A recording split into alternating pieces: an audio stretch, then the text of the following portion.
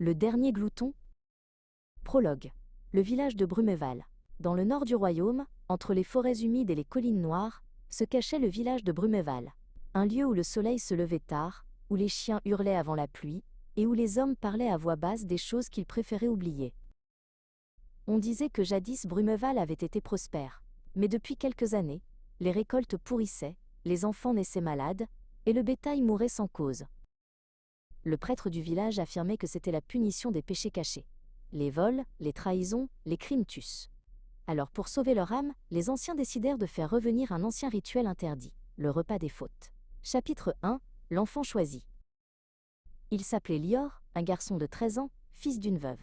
Curieux, doux, mais toujours affamé. Pas de nourriture, non. Affamé d'amour, de chaleur, de sens.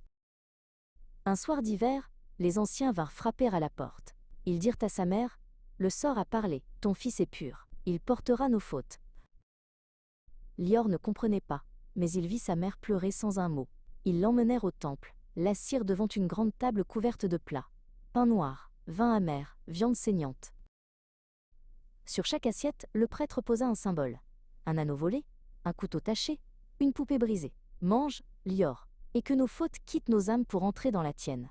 Il obéit. Chapitre 2. Le fardeau. Les jours passèrent. Le village connut enfin le calme. Les bêtes revinrent. La pluie bénit les champs. Mais Lior changeait. Son ventre gonflait sans qu'il mange. Sa peau devenait pâle et grise. Ses yeux reflétaient la culpabilité des autres.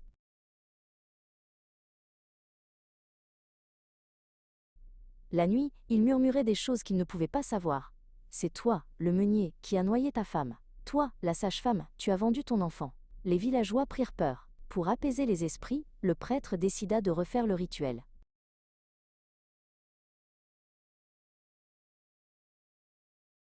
Encore une fois, Lior dut manger. Mais cette fois, la nourriture avait le goût du fer et des larmes. Il vomit, pleura, puis reprit, obéissant à la foi des hommes. Il devenait le glouton, celui qui dévore les péchés des autres pour qu'ils puissent dormir en paix. Chapitre 3. La fin du monde.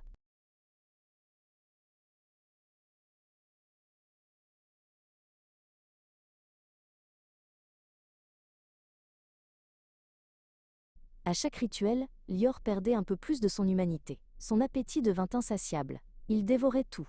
Les offrandes, les rats, la paille, la boue, jusqu'au souvenir de ceux qu'il croisait. Le village prospérait à mesure qu'il s'éteignait. Certains venaient même d'ailleurs pour déposer leur faute à Brumeval, attirés par la rumeur du miracle. Mais un soir, alors que la lune était rouge, Lior sentit quelque chose de différent dans son ventre. Ce n'était plus la faim, c'était la colère. Vous m'avez nourri de vos crimes.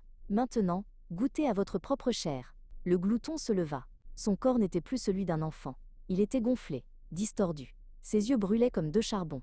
Il dévora d'abord le prêtre, puis les anciens, puis le village tout entier. La terre trembla.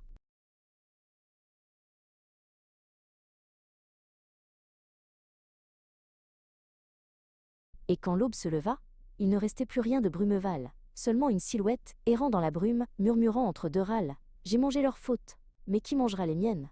Épilogue. Des siècles plus tard, les voyageurs évitent encore les ruines de Brumeval.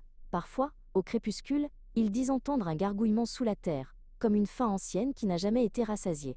Les vieux racontent qu'il y eut autrefois un enfant si pur qu'il voulut sauver les hommes, et qu'il devint le dernier glouton.